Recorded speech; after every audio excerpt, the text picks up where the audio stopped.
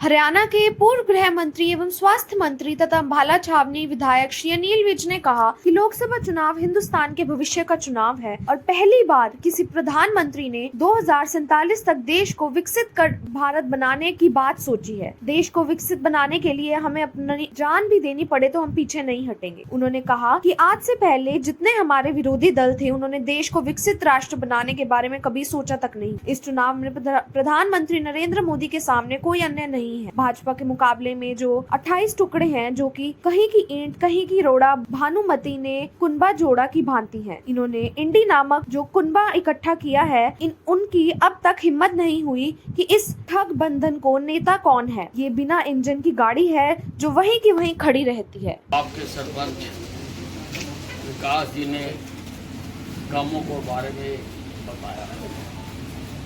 ये काम केवल बाड़ा में ही नहीं हुआ।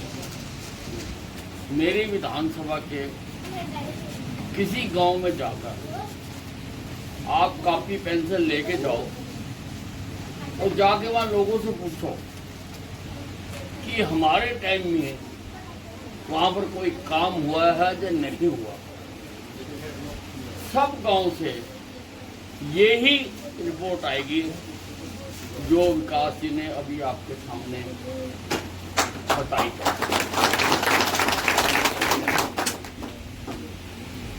जैसे मैं काम करता हूँ, अगर अम्बाला छावनी का ही हम देखें, यहाँ पर अनाज मंडी के लिए तीन मुख्यमंत्रियों ने पत्थर रखे हुए हैं, लेकिन अनाज मंडी किसी ने नहीं की, क्योंकि हमें तो हमारे से पहले पत्थर ही मिलते थे, काम नहीं कोई करता।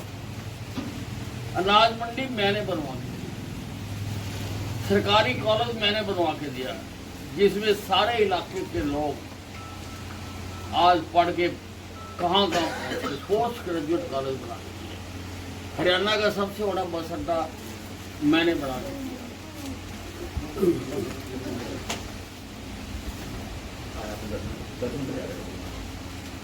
220 केवीए का सब स्टेशन मैंने बनवा दिया, ताकि मेरे इलाके में सबको बिजली भरपूर मिल सके। आज़ादी की लड़ाई कांग्रेस ने तो यही पढ़ाया कि हमने लड़ी थी, परंतु कांग्रेस का जन्म हुआ था 1885 में। एक अंग्रेज ने बनाई थी ये पार्टी, A.O. टूम ने। कांग्रेस के जन्म से 28 साल पहले